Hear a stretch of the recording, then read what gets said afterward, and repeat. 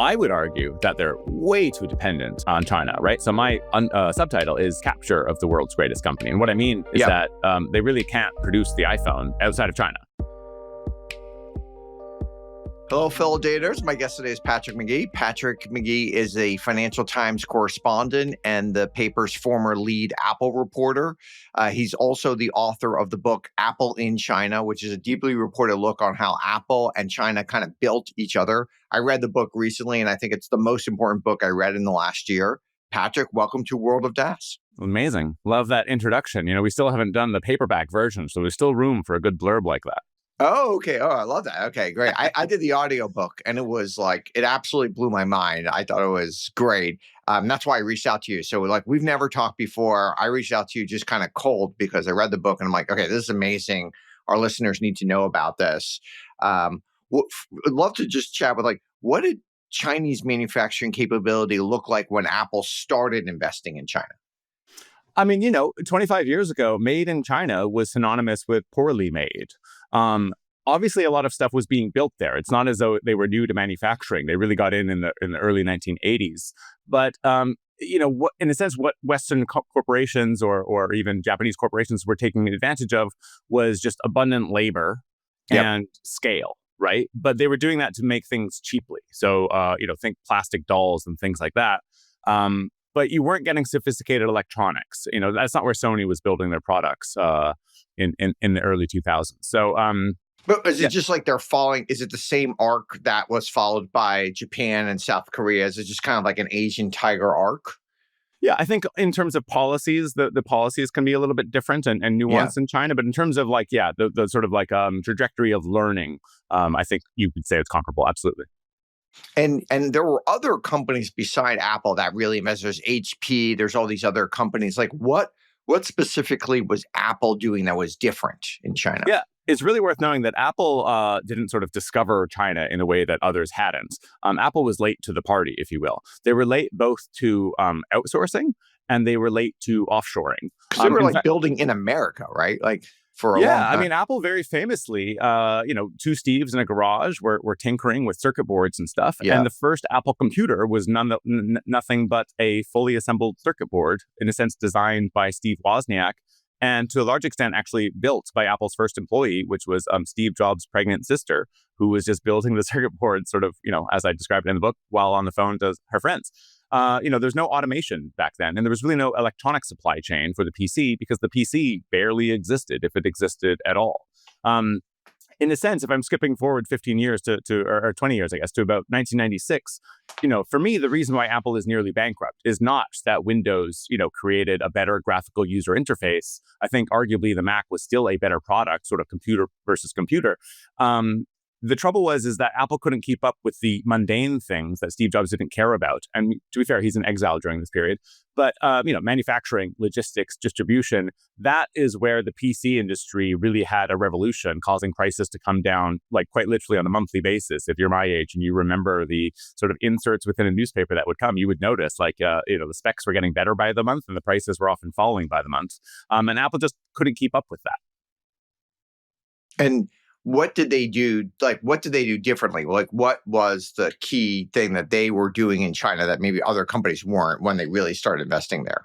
Yeah. So to give just a tiny bit more history. So the likes of Dell and HP had really outsourced their operations. Maybe not all of the operations. Dell was pretty keen to sort of, have some of their own factories, but even their own factories were in places like Malaysia and places like China.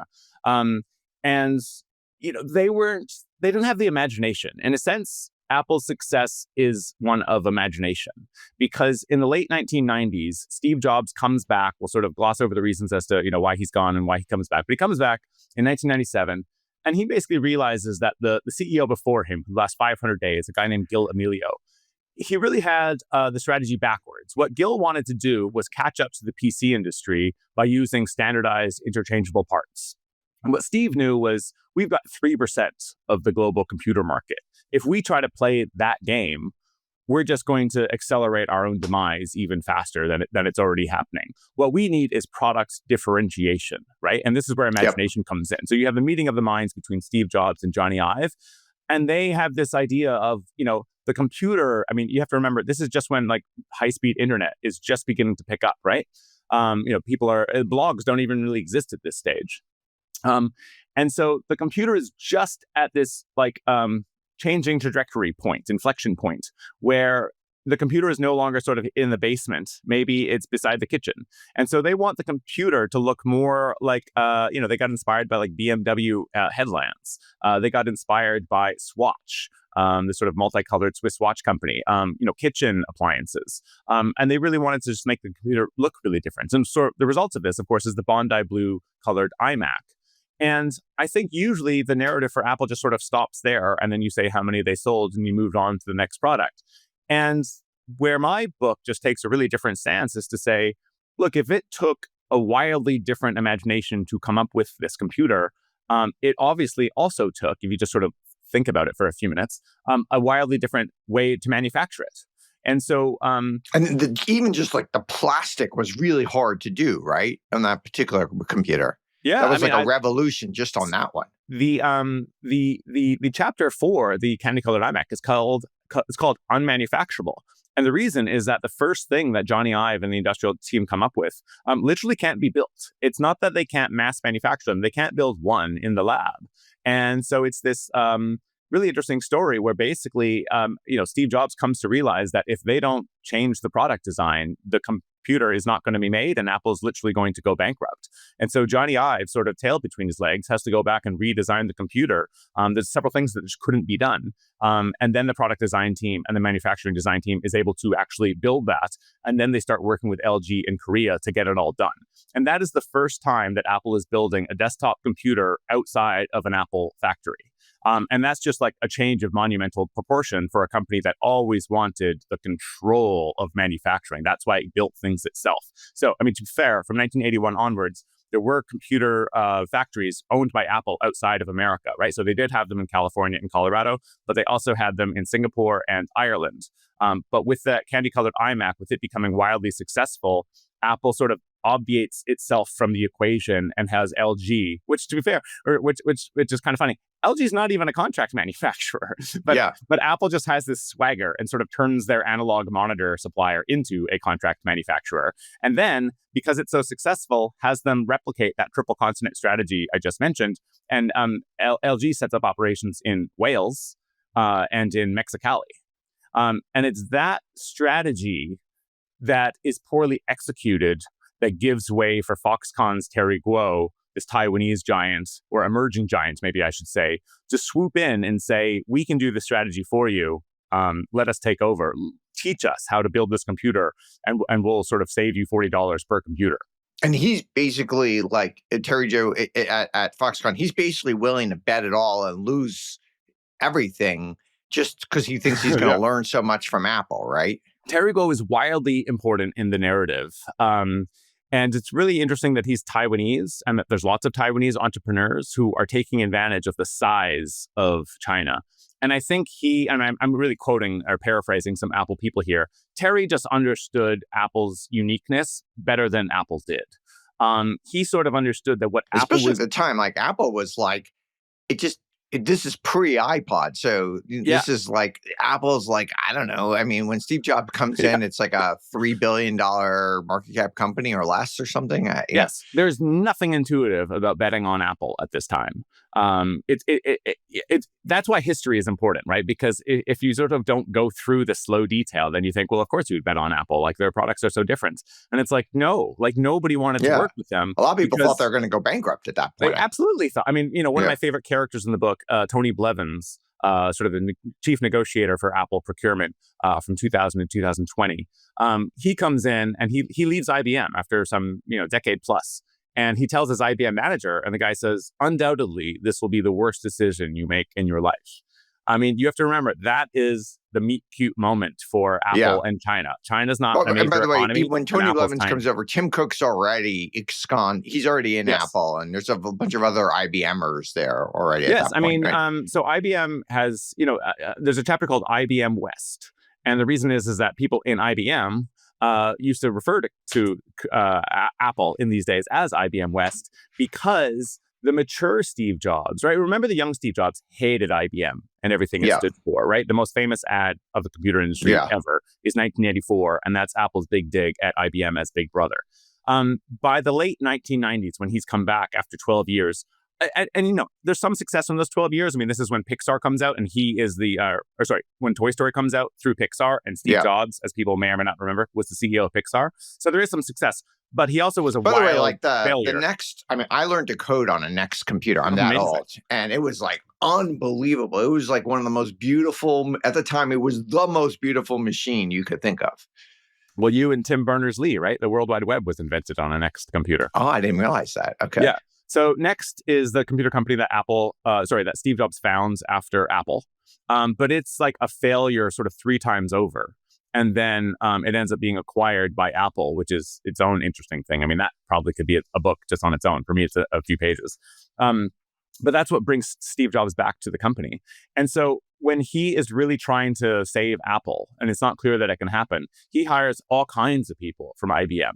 In other words, the mature, older Steve Jobs understands that the things that he's not good at really matter.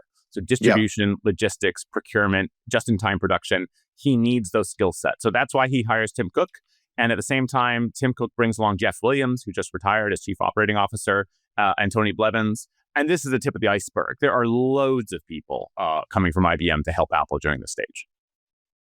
And what do you think Foxconn saw? Or were they making, or is it just a weird history? Like, were they making other bets at the time? They're making Apple, but they're making like 6 other bets, and those companies went under, or some random MP3 player that we never heard of.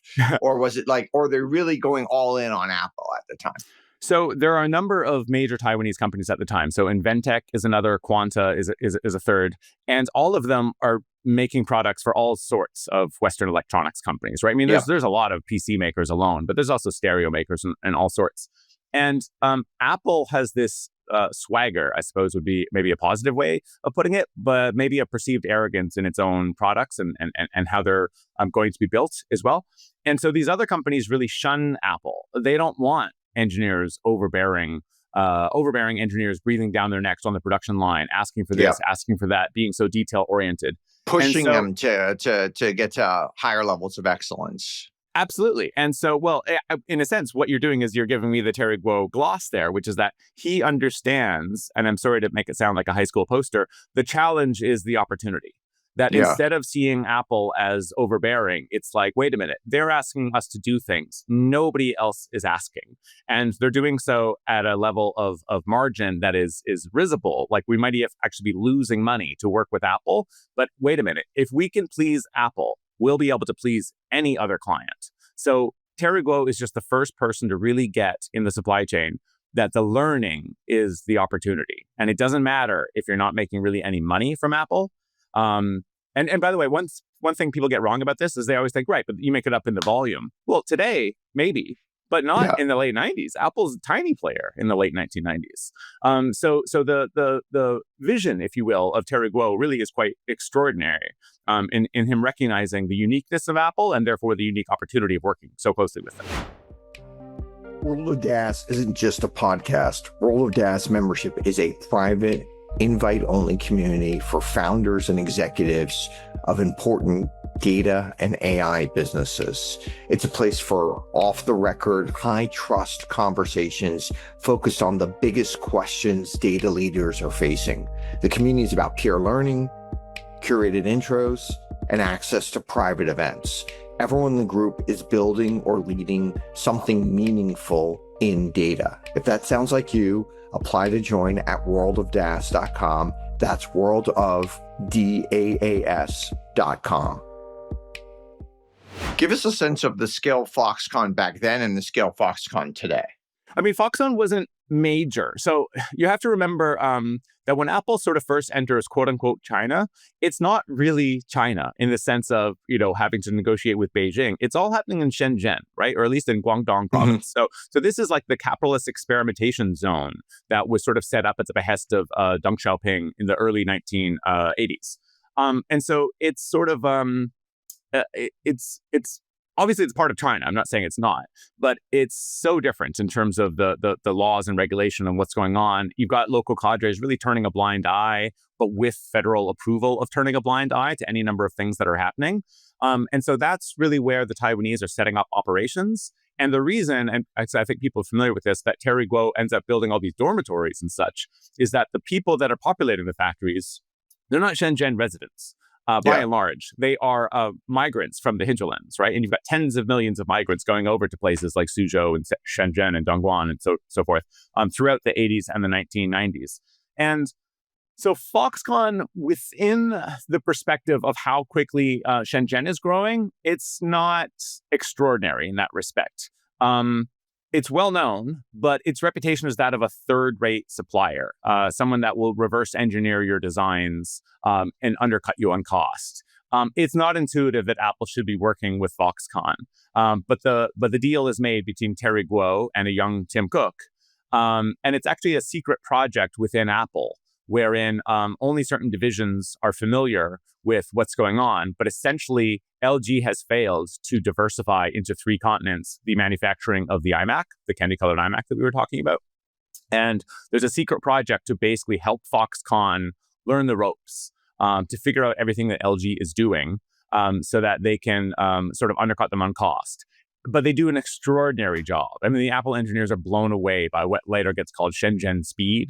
And so it really is like Foxconn's engineering chops that are maybe the first and most important thing. But the other thing I'd love to emphasize is that Terry Guo understands the politics of China in ways that are so favorable to how Apple operates that Apple doesn't think to sort of learn it itself. It really relies on Foxconn to understand how the system works. And maybe just to go off on a slight tangent, the biggest difference between Soviet communism and Beijing communism is the degree of federalism.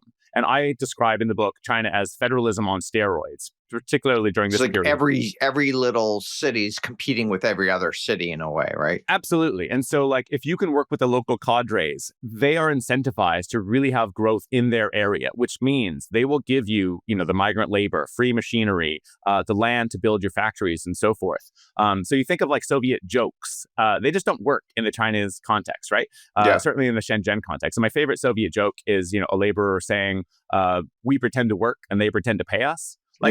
That wouldn't compute in Shenzhen. Everyone's working really, really hard. So it's very different. China from is in some ways the most capitalist place on earth. Like it's so cutthroat. It's so competitive there. Yeah, and it's all being built out in Shenzhen in particular during this time frame. Yes, yeah. And so to sort of leap forward in the narrative a little bit, it's just that like I think Apple really understands what's possible given the migrant labor. The ubiquity of the labor, the cost of the labor. But more than that, how could we design computers that take advantage of this? So they really begin to reconceive not just operations, but the sort of tip of the pyramid in the product development cycle, which is design, right? In other words, the things that industrial design, i.e. Johnny Ive, wants to create are only made possible by the degree of conveyor belt logic in stadiums the size of football, in factories the size of football stadiums. Right. So instead of the likes of Dell going there just for abundant labor and cost, Apple understands that they can design products in a totally novel way to really take advantage of what's possible there. And Foxconn, give us a sense, just like what is the scale of Foxconn today? Because I think most of everyone listening to this understands the scale of Apple, but I don't know if everyone appreciates how big and Foxconn is. So Foxconn's enormous, but not in terms of market cap or margins, because they actually don't make a lot of profit. I mean, they do at the volumes that they're building at. But in terms of revenue, gosh, I haven't thought about this, and it's in the book, right? But I believe Foxconn makes more revenue, and this must be a 2024 figure, more revenue than Microsoft. It might even be that Microsoft and NVIDIA combined during the year I was looking. You're a fresher reader to the book. Is that the statistic I use? I mean, I know it's enormous, right? It's enormous, and also the number of employees is enormous. Of course, their margins are tiny, so that's why their market cap isn't so big, because they're passing on most of these savings to the customer, which is why they grow so fast. Yes, and I believe it's 2001. So going back some time, so they do become really big, really, really quickly, where they become the largest exporter of China. Right? No small feat. And maybe it's a few years later, but they become, the most, what am I trying to say? They have more employees than any other place in China, right? So Wow. for America, I think that's either Walmart or Amazon, depending on the time of the year. Yep. For China, that's Foxconn. Yeah. Wow. That's now. Okay. Fast forward.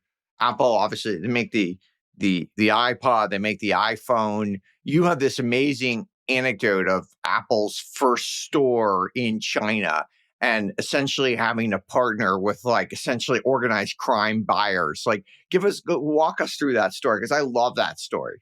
Yeah, this is a wild narrative. It's my favorite part of the book. And just to give you like the behind the scenes thing, when I pitched the book, it was 70 pages, it was pretty detailed, but I had nothing interesting to say about 2007, which of course is the birth of the iPhone, and until 2013, which I already knew was Apple's political awakening. And that's sort of the origins of, I'm sorry, that's the prologue of the book.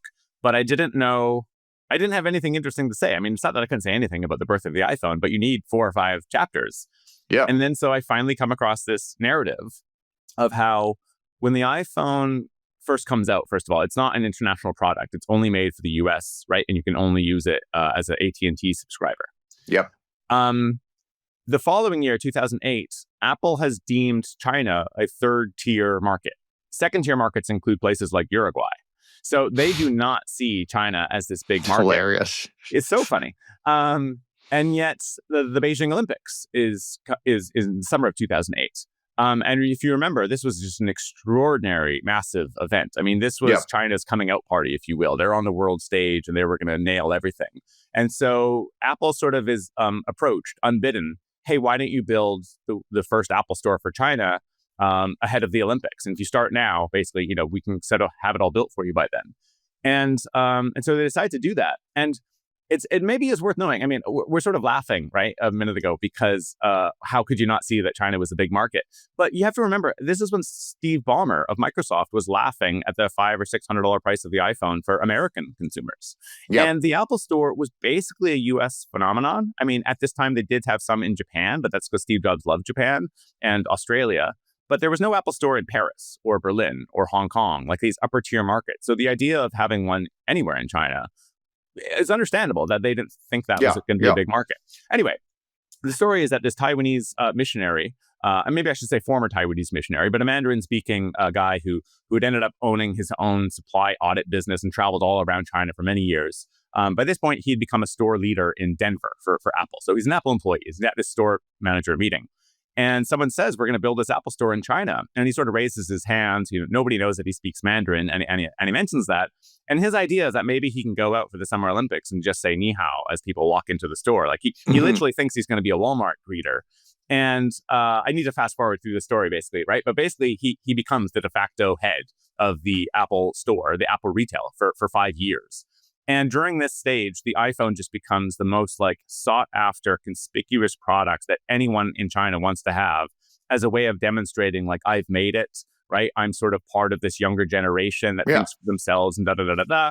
And so, this is also a time when Louis Vuitton and BMW are doing really well in China, but that's like for the top 0.1%. For everybody else, if they've got any money, they want to buy an iPhone. And the stories out of this are wild, right? I mean, this is a tragic episode. I think he's 17 years old. On the black market, he undergoes surgery to sell a kidney in exchange for enough money to buy an iPad and an iPhone. You've got people taking out 45%, 50% loans just to purchase Apple products. I mean, you can't really overemphasize how important or underemphasize how sought after the iPhone was. So what happens is these gangsters, these yellow cows, so they're just scalpers, I should say, but sometimes they're backed by the triads, right? So the Asian mafia, if you will. They recognize this massive supply imbalance where the whole country wants to have iPhones. And by 2010, there are only 4 Apple stores, right? So it's like, it's one store per 350 million people. And you can't just like order it online and they'll ship it to you. There's like, no you online have store to at get this in the stage. store. Yeah, so this would be like if there was one Apple store for all of America, right? And then if you wanted to buy this is like Taylor Swift concerts, like it's a limited supply, well, Taylor Swift wishes are concerts where in this kind of demand. I mean, it's a whole different magnitude, isn't it? So they're saying, look, can we buy 10,000 phones? And Apple's like, absolutely not. I mean, they're using the sort of Steve Jobsian idea of like the store is an experience. Yeah. That's what they want. And so the idea of just like selling it out the back door isn't going to fly. And so these yellow cows respond by just hiring tens of thousands of people to come to the store on a daily basis from outside of places like Beijing and Shanghai. And they snake around the store, 5, 6, 7,000 people at a time, and everyone's allowed to buy 2 iPhones. And then these gangsters are just waiting for them, right? They're paying each person some nominal fee, maybe 100 yuan, $15 or so. And then they're just like driving like, a bus, right? Or a truck to a city like Chongqing, population 30 million. And they just become the monopolist distributor of China's most iconic and sell them product. for twice the price or whatever. Sell them for right? twice the price. And then, in a certain sense, Apple was in favor of this. I mean, it wasn't a formal relationship. It's a conspiracy in a way, right? Between Apple and these guys.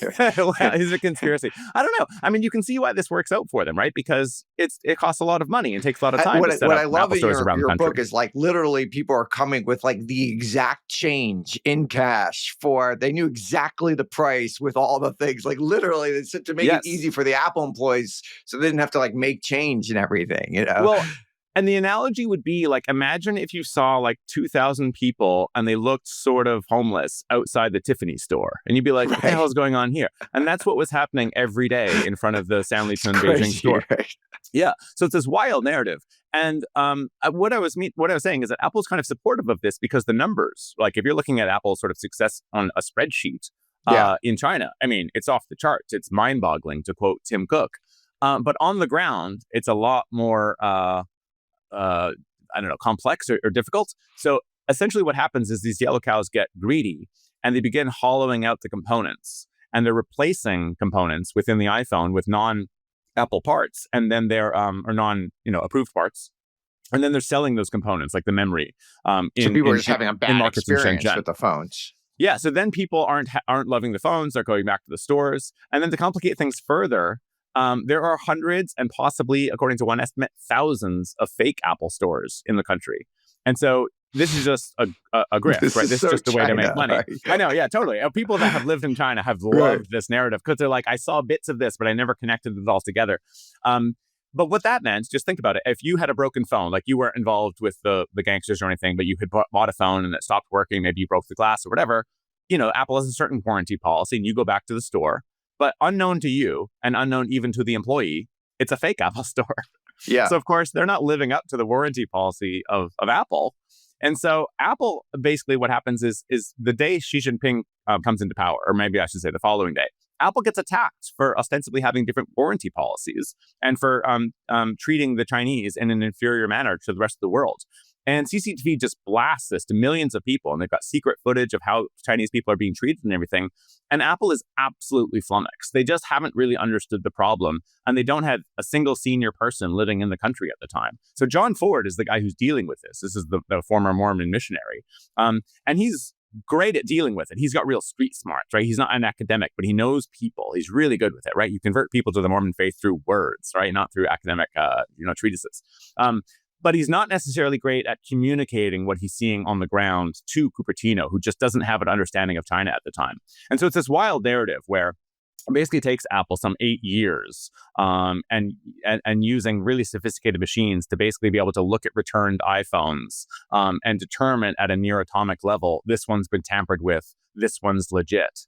And it actually ties into why today all components within an iPhone are serialized to the motherboard. And it's because they were dealing with this blatant fraud in China. But anyway, this narrative. And by the way, my favorite, there's another anecdote where these guys they go to like the T-Mobile store in the US and they buy a ton of these because T-Mobile was like, you could, as long as you sign up for the plan, they're basically giving you away the phone for a very low cost or almost no cost. And then they would just like steal them and then they would bring them, of course, with no belief that they were ever going to pay for this plan, bring them to China. So basically, instead of like buying the phone for $500, they're getting the phone for less than $50 in the US. Yes. Bring them to China, then like jailbreak it, and then bring it to the Apple store to get it fixed or something, right? You can be wildly sympathetic to Apple because, my God, how are they supposed to understand this stuff? I mean, it was just crazy. Yeah. And a perceptive listener might say, well, wait a minute, you can't just buy a phone for T-Mobile. It won't work in China. And that's true. But they have these factory connections where they're literally zapping out the processor. And while they're rendering the phone inoperable by doing that, they're also masking the retail origins of where it was purchased. And so the lines that used to snake around the sort of entry to the Apple Store sort of go to the other side of the store, where the snake lines begin being at the Genius Bar. And what you have is these migrants are coming out with like entire backpacks full of broken iPhones and saying, I bought these for everyone in my village and I don't know why they don't work. You obviously have a supply chain issue. And the Genius Bar is just totally confused as to why these phones don't work, because they can see these are new phones. What's wrong with the processor? Here's a brand new iPhone. I'm so sorry. Right. So And you just I swap described it someone out for involved in them. this as saying Yeah. like this was like cocaine to the yellow cows. I mean, they were just making, it's a good line that I've come up with since the publication of the book, and I'm annoyed that it's not in there. But the yellow cows found ways, illegal and legal, to make more money per iPhone than Apple. Oh yeah, they were making. I mean, this was like it was like a boon for organized crime. Yeah, it was amazing. And so these yellow cows are often connected to the political channels, right? The Communist Party in any number of cities. So Apple is sort of like becoming this problematic company in a political way, because in the way that it's retaliating against the yellow cows and sort of denying them new phones and stuff as they sort of come up to speed, what happens is they start giving like a month wait, and then they're giving back refurbished phones rather than brand new units. And that's the origins of the claim that I guess is true, but it's true for reasons that are quite complicated, that the Chinese are indeed being treated in an inferior way, because it's not what would happen in New York. And by the way, this still reverberates to today. So even in India, for instance, there are no refunds for phones purchased at the Apple Store in New Delhi. And the reason why is because they don't want to deal with the same problems that they had in China. There's so much fraud. Yeah. Now, the contention of your book is really like Apple helped build China. And China today, the reason why China's so successful partially is because of that Apple relationship. Can you walk us through, like, when you think of like the new great electronics companies in Apple, BYD, Huawei, et cetera, walk us through kind of like their arc and how they were kind of built through this process too. Can I just say I'm delighted that we're like 30, 40 minutes into the podcast and we're just getting to this. And what I hope the listener takes away is that there is just so much detail and narrative and character in this book. So even if you're familiar with the basic thesis, I still think there's so much to read and gain from the book, aside from the things essentially that we're about to speak about. So if you remember what we were saying maybe 20 minutes ago about Foxconn really learning from Apple, then they would take those lessons and they would supply them to other companies, right? Now, some of those companies in the early days would have been Dell and HP and so forth. But when it comes to like the iPhone era, Apple is training up hundreds of companies how to do any number of things to make multi-touch glass possible and to make things more and more compact and all that. And they're doing so not just at the insane quality that Apple has always demanded, but with the success of the iPhone in enormous quantity. And so Apple doesn't want to just be training one supplier for each thing. They want to train multiple suppliers for each thing. So they're building up intense rivalry between these companies. So they end up just having this enormous influence across hundreds of companies, all sort of following the model of what Steve Jobs used to call giving a shit. In other words, standard manufacturers and contract manufacturers, they're usually just trying to do like something that's good enough. And for most Western companies that are in China, good enough is basically what they want, because they're there because of cost, right? And the fact that China can produce stuff cheaply is great for them. Apple is totally different in this respect. They are unique. They don't chase cost. They chase quality. I mean, they are just maddeningly different than the likes of Nokia, who also relied on Foxconn to make their products when it came to like testing every device as it came off the production line. In fact, if people have an idea that sometimes you have a production line that's maybe like the 100 yards in length, 2/3 of it would be the testing and validation of the units rather than the assembly of them, right? And I quote someone from Nokia at a time when Nokia was making way more phones than Apple was. And they were stunned at the level of test and quality and validation that was going on versus Nokia. So the line, I think, is that he saw 50 test stations within Apple, and Nokia at the time, building an order of magnitude more phones, had one. And so my point there is just that, like, although that sounds a little bit wonky, the level of detail and quality validation that's going into Apple products is just like, it's incomparable to anything else that anyone has experienced. And the way that they're doing this is Apple is sending over literal plane loads of engineers to hundreds of factories, where they're just descending on these factories and they're just training the hell out of them. And especially when we're talking the early 2000s. In fact, some of the direct flights between SFO and different cities of China were because Apple guaranteed a certain number of seats in business class, right? Yeah. So for both Chengdu, which is now known as iPad City, or at least the factory within Chengdu, and Hangzhou, which is just outside of Shanghai, United began flying there 3 times a week, nonstop. The longest flights in United's entire global portfolio, specifically because Apple said it doesn't matter if nobody else flies on those planes, we will buy enough first class seats to make it profitable for you. So yeah, they're just sending an enormous amount of engineers, and sometimes it's really funny. I mean, if you talk to Ben Thompson of Shukekri, but also a Motorola engineer from the time, or Pixel engineer, they would say once in a blue moon they would fly to China from SFO. And everybody else in first class was for Apple, right? So they're just exerting this enormous influence. And sometimes in sound bites, people think what I'm saying is that, China was treated as sort of like carte blanche or whatever, and that I'm giving all the credit to Apple. And so just to clarify, this is co-creation, but Apple is the one with the leverage. And so Apple takes the IP.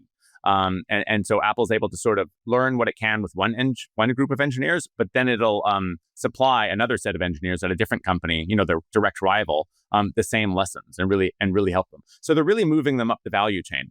And the crazy thing about this, of course, is that the result of doing this is that, intentionally or not, and I'm not entirely sure it was intentional, this is all happening under the radar, right? There is no Apple factory or any place that's building stuff that has a bitten fruit outside. And so Apple's very much operating under the radar.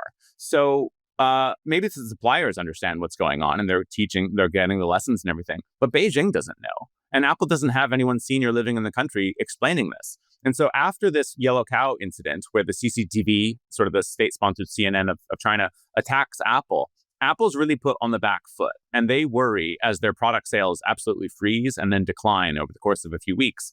They worry about being blacklisted in the country. And that's not an idle threat or some hyperbole. Facebook is blacklisted. Google is blacklisted. Like that's par for the course in China. And so they sort of have this multi-year wake up where they realize, hey, wait a minute. The way that we're training up all these factories, that is like political leverage, right? That is capital, as it were, that we can spend to sort of build up our narrative.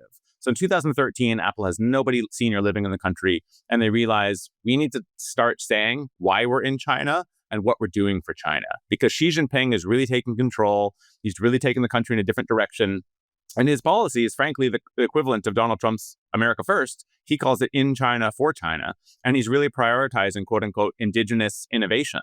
And so what Apple begins to realize is, wait a minute, we are the biggest supporter of indigenous innovation in the country, because the thing that Xi Jinping cares about most is the high-end electronics industry. And we're Apple. We're literally the world's most valuable company. 90% of our operations are in China. At the time, in 2012, they have a $22 billion business just in China for the retail market.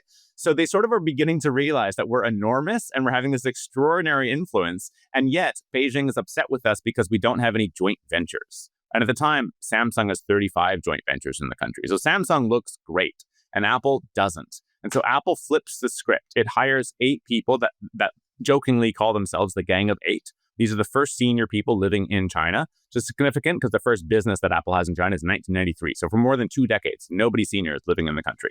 And the Gang of 8 basically does their own supply chain study to recognize what Apple's importance is.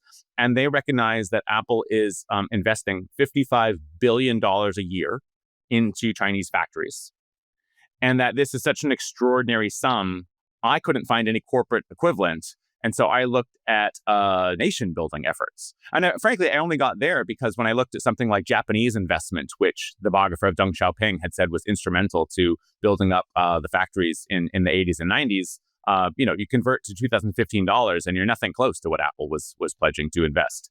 And so this message basically gets to Tim Cook, and Tim Cook goes to Zhongnanhai, the citadel of communist power, in May 2016. This is just as Donald Trump is campaigning on an America First platform. In fact, he's actually advocating the boycott of Apple products for reasons we don't need to get into. And so it would have been corporate suicide for Tim Cook to hold a press conference from Zhongnanhai. But in this meeting, they pledged to quintuple the $55 billion a year, so $275 billion a year.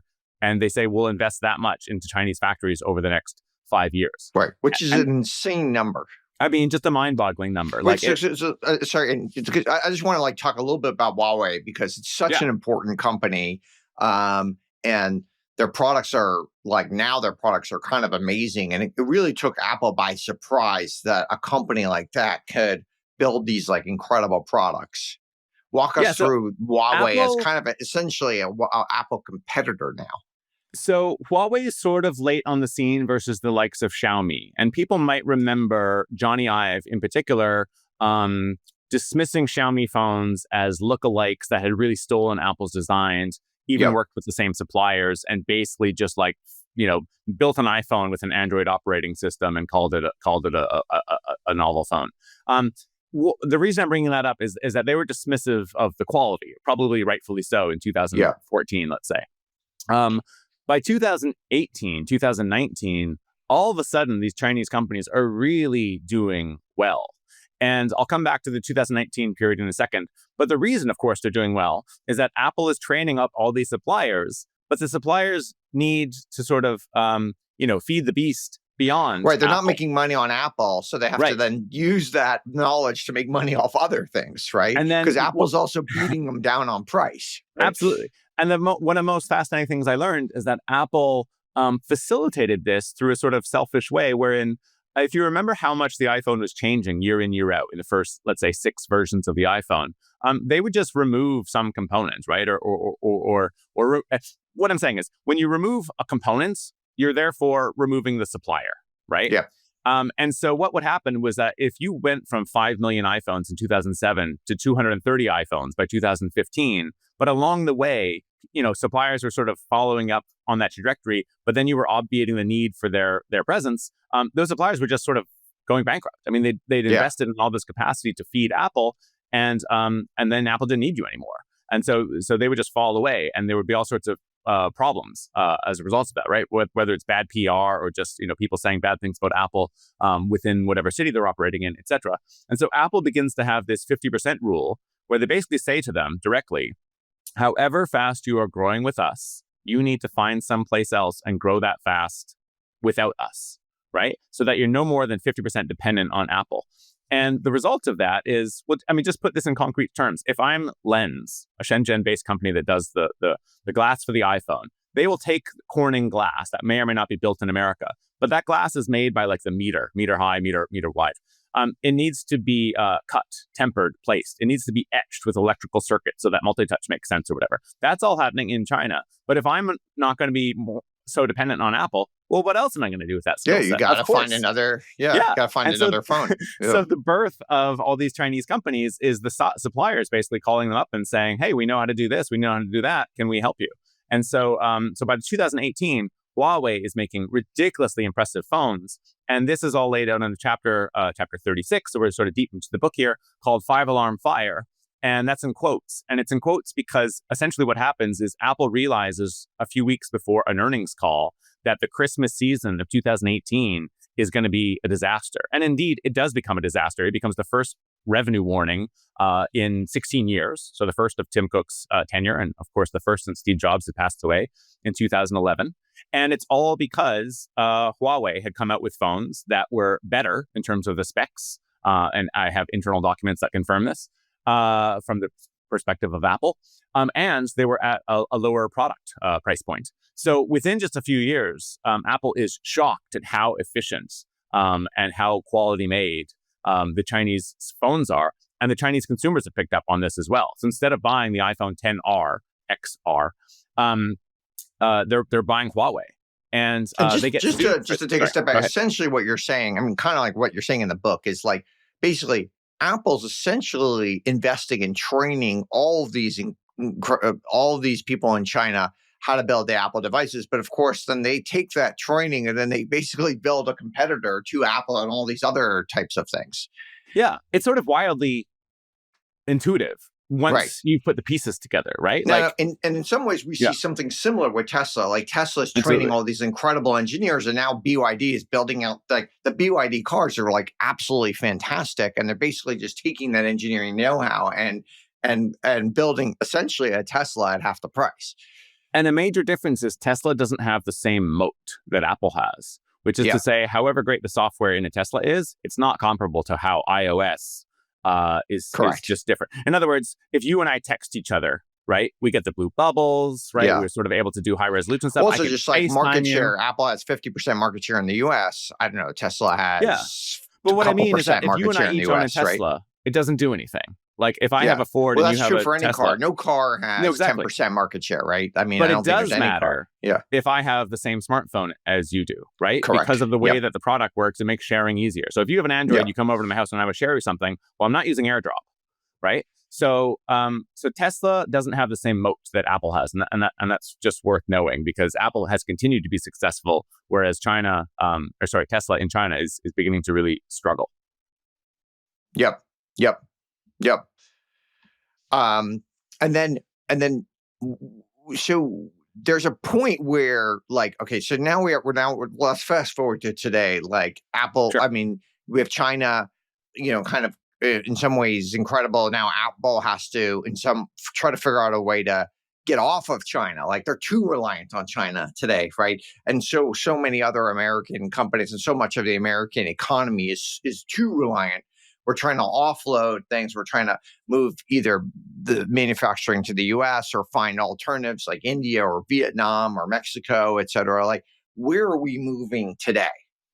I think the first thing to note is that I would argue that they're way too dependent on China, right? So my subtitle is Capture of the World's Greatest Company. And what I mean is that they really can't produce the iPhone outside outside of China.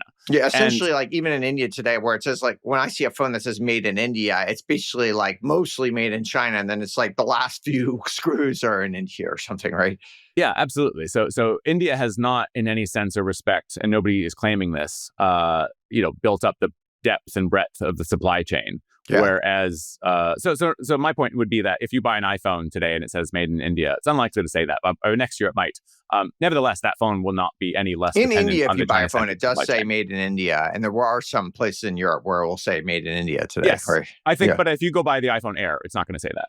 That's the point I'm making. But next year it might. But even so, that will not be any less dependent on the China-centric supply chain than any other place. So it's not as though Apple has a bifurcated supply chain these days. And I'm just making that point because a lot of people think that they do, and it's not true. Now, that might be true in 5 or 10 years. But what I want to be clear about is this is my argument. I don't know that Apple agrees with that. In other words, Apple, the engineers that I've spoken to, the senior people that I've spoken to, they feel pretty safe in China because, as we've just laid out, Apple is training up hundreds of suppliers across the country. It would be pretty foolish, if not just downright stupid, for Beijing to take major action against Apple and kick them out of the country, right? And so Apple, there are a lot of people in the U.S., especially in conservative circles in the U.S., who are basically kind of saying China. I mean, Apple is the enemy. Like Apple is arming the enemy. They're doing all these things. They're like, what's your response to that? Like, where do you think their criticisms have merit? Where do you think the criticisms don't have merit? So it's really complicated. I disagree entirely with the idea that Apple is some traitorous company, and because people have really made that point. And to be fair, I mean, they're probably getting a lot of the ammunition, as it were, in my book. And that's true. But the other thing you would get from my book is a sense of, wait a minute, when Apple was moving to China in the early 2000s, this was sort of the American consensus, at least politically, that we wanted that. That we had played a starring role helping West Germany, Taiwan, Korea, and Japan going from authoritarian countries to middle-class, thriving democracies. And we were going to do the same thing with China. And so now, are we really going to blame Apple for just playing the game better than anybody else? And so I'm very sympathetic to the idea that, look, Apple didn't sort of mean to up-arm America's greatest adversary in the world of high-end electronics. Skill sets that can now be used to build drones and are being used to make drones. Skill sets that are being used to build a smartphone on wheels, right? The EV sector that is now world dominating. And skill sets that can now be up-arming the military. I think that's all true. But I'm stuck on how culpable Apple should be for that. The political message is less historical and more, do we want them continuing to do that over the next 5, 10, 15 years? And of course, I think that's madness. So once you've digested the narrative, in a really simplistic way, I think in a way that's really unfair, you can just sort of hold Apple's feet to the fire and say, how could you do this or something? I think that's the wrong message. And just as a journalist who's just trying to sort of diagnose the problem and not really, solve it per se, I think it's a lazy reading. It's a lazy reading because it doesn't factor into just how much China offered. In other words, the lazy reading that I'm referring to is when people say, wow, imagine if Apple was putting $55 billion into Pittsburgh and building up the manufacturing center there. And it's like, yeah, you're just not taking into account what was possible in China that just isn't possible somewhere in Pennsylvania. So and also like Shenzhen itself is an interesting place. Like it's like kind of like the old school Detroit where everything was around there. And so you had all the factories all the way like within a few miles of each other, right? It's a concentrate. It's not like China. It's actually this like tiny little place in China where all this stuff is happening. Like geographically, you can just drive from one to the other, right? All these different factories are right next to each other. Like there's no equivalency anymore in the US or even in most other countries. There's not. And it's not just that Apple didn't invest somewhere in America to make that happen. It's that the things that happen in Shenzhen were just never going to happen anyplace in America. So you sort of have to give China its due. When I say Apple taught China everything, I mean, that's not to discount China's contributions. China's contributions are absolutely monumental. So I'm actually trying to give loads of credit to China to such a degree that I think the copy and paste strategy of Apple's going to replicate this operation in India is fanciful. That's the most superficial reading of India versus China. Hey, because it's not like there's no Shenzhen there. There's no other factories. There's no other things. There's no other suppliers. So you still have to it's like you have to get all the things. It becomes more difficult to go do. I mean, the engineers I speak to talk about there's no India speed. When someone says India speed, they don't mean things are happening in a quick way, whereas everyone knows what China speed is. Yeah. Actually, you think of the opposite, like in India, right? It's just like the red tape and the bureaucracy and somebody coming with triplicate, right? It's like the old British kind of bureaucracy coming in and slowing you down. Yeah, no, exactly. So India would really have to sort of upend its entire political system to be able to accommodate Apple. And I know that sounds crazy, but Apple has up to 3 million people working on its products in any given year within China. That's a complicated asterisk-worthy statement that I won't get into, but it's more in the book. So yeah, I'm not really optimistic that you can do this sort of any place else. But I think to more directly answer your question, I push back against the idea that Apple's traitorous in some way. I can't remember if you brought up that term or I did. Well, traitorous go in the past, but now there's a go forward thing. Now we know what we know, right? Yes. And so look, on the one hand, the current White House seems to sort of understand. On the other hand, they totally get it wrong, which is to say, I think the White House should say everything that's happening in China in terms of manufacturing of specific sectors, be it semiconductors or high-end electronics, we need that replicated outside of China. Their mistake is that they think we need to replicate it inside the United States. That's fanciful. That's just not going to happen. We don't have the same population. We don't have so many things. We don't have a Nietzschean will to power based just on manufacturing. But if the goal is that it's outside of China, in other words, the goal is decoupling, de-risking from China, you can still maintain links to China, but we need to reduce our dependency. Then you would be wildly in favor of NAFTA, right? Like a NAFTA on steroids or USMCA. You'd be wildly in favor of free trade with Mexico, what I mean, free trade with India, etc. But Trump is explicit that he doesn't want factories in Mexico. He certainly doesn't want Chinese investment in Mexico, which I would be in favor of.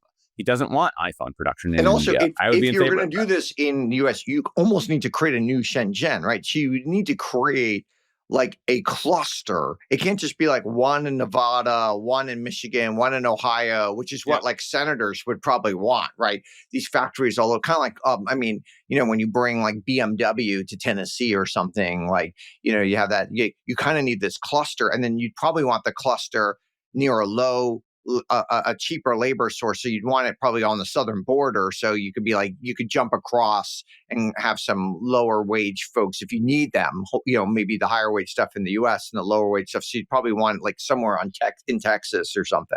This is why I think Mexico is crucial. So we think of Mexico as like a job-stealing country, and I think we need to see it as an asset. That if we regionalize the fact that we have a country that literally has lower wages than China these days, because China's wages have really gone up a lot over the last 25 years, then Mexico is a major asset. And when you have things being made in Mexico, I think the statistic is that 40% is typically made in the US. Like, in other words, are parts made in the US comprised in the bigger product?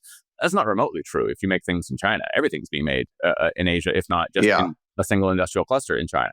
So the more that we can have made in Mexico, I know it sounds counterintuitive, but the more it can be made in America. And the reason people don't get that is because they're thinking of America versus Mexico rather than thinking of the entire region versus China.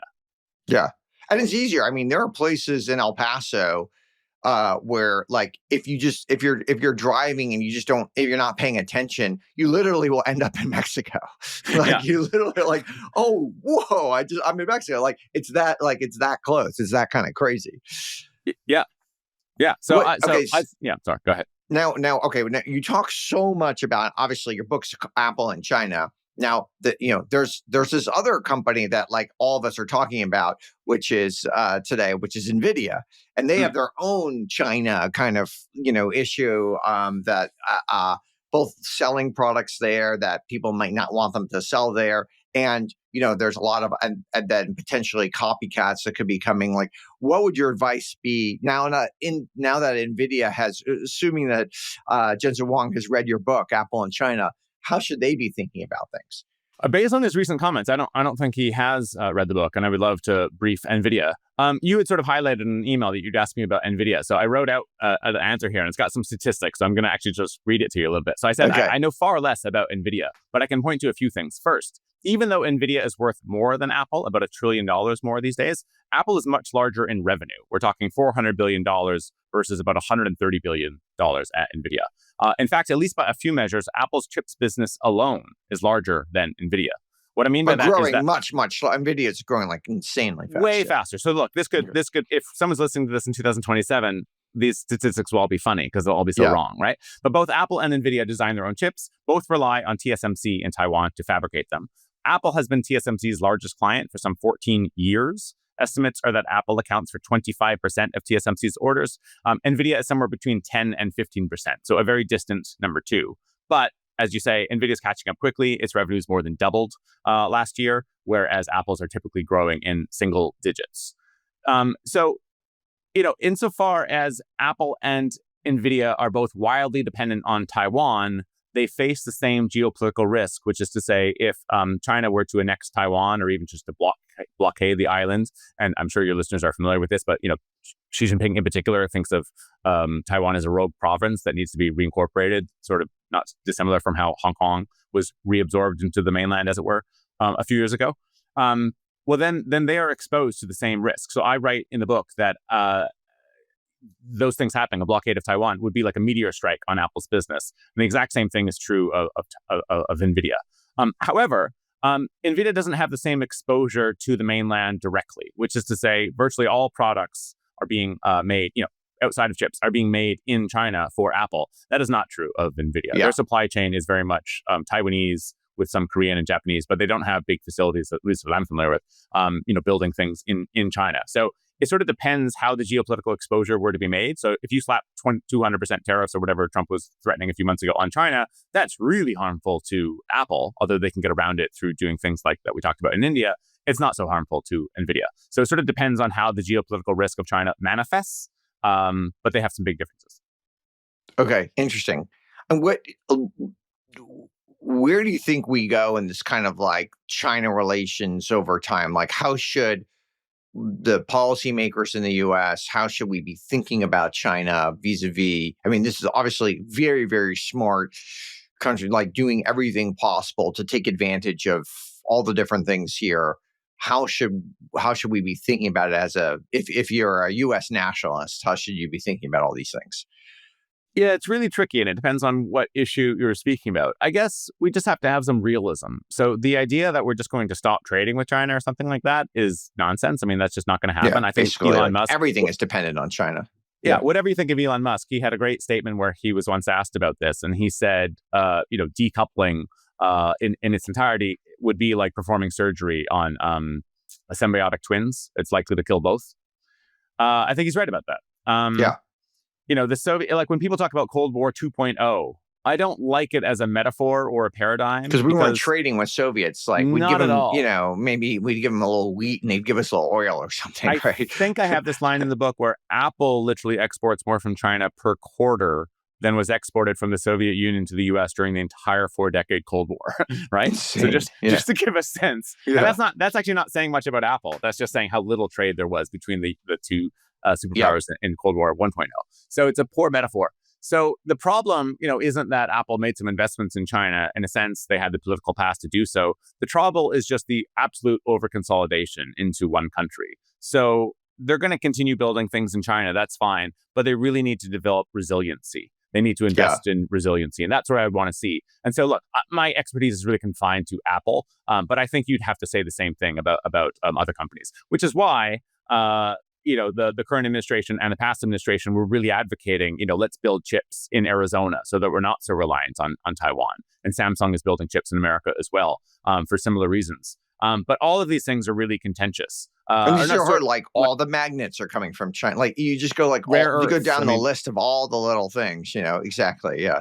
And one thing I'm trying to push back against is you don't have to be a China hawk to understand that nevertheless, China is a massive adversary in a sense that, look, whatever you think of their political system, it's a different value-based system than we have. And if there's a war between the Koreas, we're on one side, they're on the other. Just as they are on a different side when it comes to Iran, Israel, just as they're on a different side when it comes to Russia versus Ukraine. To be utterly dependent for rare earth metals that make up, something like 900 pounds of an F-35 is wild. And nobody foresaw this and nobody would have planned this. It's a terrible idea. But I think we're just beginning to reckon with what it means to have that total dependence. And so I met a guy last week that owns a bunch of copper mines in the U.S. He owns copper mines all over the world, but a lot of them in the U.S. And basically, he says 100% of the copper that he takes out of the ground in the U.S., he ships to China. Then they process the copper and then ship back, essentially mostly copper is made was for wires, and they ship back the wires. He's like, we have to ship it all the way, thousands of miles to China in containers, and then they have to bring it all the way back because there's no other place on Earth where they can make the wires except for China today. Yeah. Yeah, and so this actually gets to why, I think the U.S. should be in favor of Chinese investment into Mexico, because I don't know that we're going to be doing the refining of those minerals en masse. I mean, we have so many environmental protections that would be against it and so forth.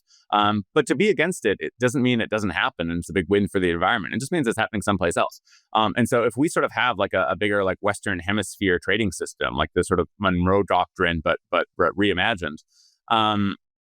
I think that could be great. And people don't like the idea of China investing in Mexico. But it's look, if you think it's unfair, if you're upset by the time you get to the final paragraphs in the book that Apple invested so much into China, why would you not want to reverse the scenario wherein we're welcoming Chinese investment either into our own states or into our neighbors to build up that capacity and have the technology transfer in reverse? This has been amazing, Patrick. Last question we ask all of our guests. What conventional wisdom or advice do you think is generally bad advice? The one I think about a lot, and I'll lose my younger audience here, is be yourself. I don't like be yourself. I would much rather have people emulate, either great figures from history or whoever their heroes are, but something that you're living up to, that you're aspiring to, rather than just when I hear be yourself, I'm thinking of the TikTok generation watching, videos 4 or 5 hours a day, whatever it is. And then that's their value system and they're just going to replicate that. That just strikes me as a terrible idea. I think you need to have role models. Oh, that's a good question. Oh, I wasn't prepared for that one. I mean, I don't know. Is it a great writer or is it a great reporter or a great storyteller? I'm glad you mentioned that because, when I'm writing, I'm trying to emulate, I love this Chilean writer called Benjamin Lapetute. I love the writings of Michael Lewis and Malcolm Gladwell. And certainly you're trying to live up to that when you're a journalist. As a father, obviously, it would be very different figures. I don't think you have to have role models that are sort of the answer to everything. But yeah, I don't know. In fact, you can't because everyone's so flawed that, great writer, you don't want to look up to Hemingway for all the things he did, right? Or something. Right? Yeah, I've never actually cared for his writing, but yeah, no, I get the joke. The other thing, actually, though, that this makes me think about is I don't like how do I put this? If you're an expert in one thing, let's say, I don't know, fitness, then you write articles just about your perfect fitness routine and all that kind of stuff. And then it goes into fitness specific magazine. And that's what we learn and read. And yet I always find like that advice is probably pretty inapplicable to someone like me who has 2 children and a full-time job and is trying to live his life, right? Like, in other words, I don't like the sort of carving out of nicheness. I would rather there be a magazine that's devoted to people who have like families and jobs and are biding their time between this, that, and the other thing. And then how do you have the sort of the perfect advice or whatever, right? So the specialization of everything, I think, actually makes it difficult to follow the advice of one thing or the other, because maybe I don't have the time to do the meal prep. That's someone who's religiously obsessed with what goes into the body or whatever. 4-hour meditation routine every day or something, whatever it is. I want like the Everyman magazine or whatever, where it just sort of gives you realistic advice. Let's start it. You and I can start that. That's a great idea. This has been amazing. Thank you, Patrick McGee, for joining us at World of DaaS. First of all, I highly encourage our listeners to buy and read Apple in China. I just thought it was such an important book. As I mentioned, probably the most important book I read in the last 12 months. And I also follow you at Patrick McGee _, which is a terrible Twitter handle, by the way. It really is, yeah. Patrick McGee _ on X. I definitely encourage our listeners to engage with you there. Cheers, Auren. Appreciated the conversation. Thanks for listening. If you haven't already done so, please subscribe to World of DaaS wherever you consume your podcasts, YouTube, Apple, Spotify, and more. And please help us get discovered by leaving a review. And check out worldofdaas.com. That's worldofdaas.com. And of course, connect with me on Twitter at Auren. That's AUREN. Would absolutely love to hear from you.